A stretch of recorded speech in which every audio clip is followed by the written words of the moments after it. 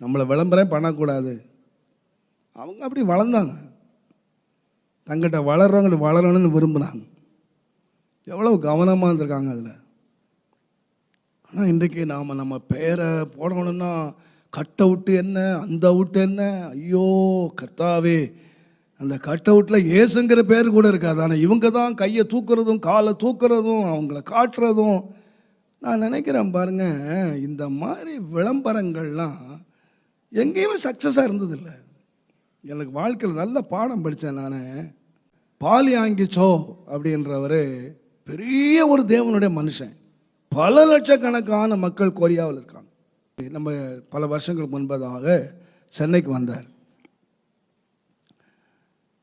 பயங்கர எதிர்பார்ப்பு, என்னமோ பெண்டகோஸ்தே உலகத்தையே அப்படியே மாற்றி அமைச்சிருவார் அப்படின்னு நினச்சிதான்.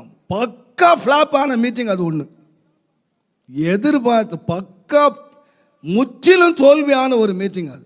என்னென்னவோ எதிர்பார்த்தாங்க, அரேஞ்ச் பண்ணாங்க, பல லட்சங்களை செலவு பண்ணாங்க, ஒன்றுமே இல்லாமல் போயிடுச்சு.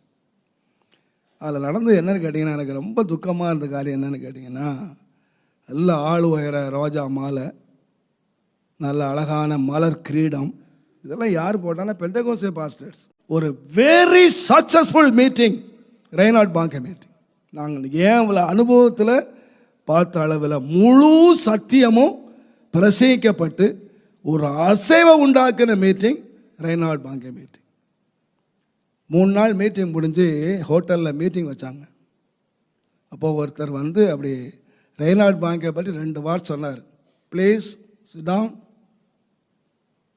ரெய்னால்ட் பாங்கே பற்றி பேசுறதுக்கு நாம் கூடலை, இயேசுவை பற்றி பேசுகிற கூப்பிடுக்கும். இயேசுவை பற்றி பேசுங்க. ரெய்னால்ட் பாங்கே எதுக்கு பேசுகிறீங்க? ரெய்னால்ட் பாங்கே பற்றி ப்ளீஸ் சிட் டவுன். பெரிய பாஸ்டர் எழுப்பினார், உட்காரியான்னு சார். என்ன பேசுறதுக்கு வந்திருக்கங்க? யாரை பேசுறதுக்கு? இயேசுவை புகழுங்க, எந்த மனுஷனையும் புகழாதீங்க. Is a only servant. அவன் வெறும் சர்வன்ட். அப்போ தான் ரெண்டையும் நான் கம்பேர் பண்ணி பார்த்தேன்.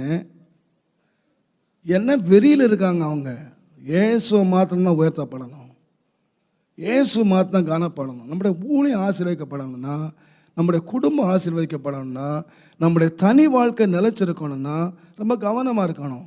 மற்றவங்க புகழ்ச்சியில் ஏமாந்துடக்கூடாது. பவுல் பாருங்க, லிஸ்திரா பட்டணத்துக்கு வந்தார். லிஸ்திரா பட்டணத்தில் வந்து அவங்க சப்பானி உட்கார்ந்துருந்தான். அவனுக்கு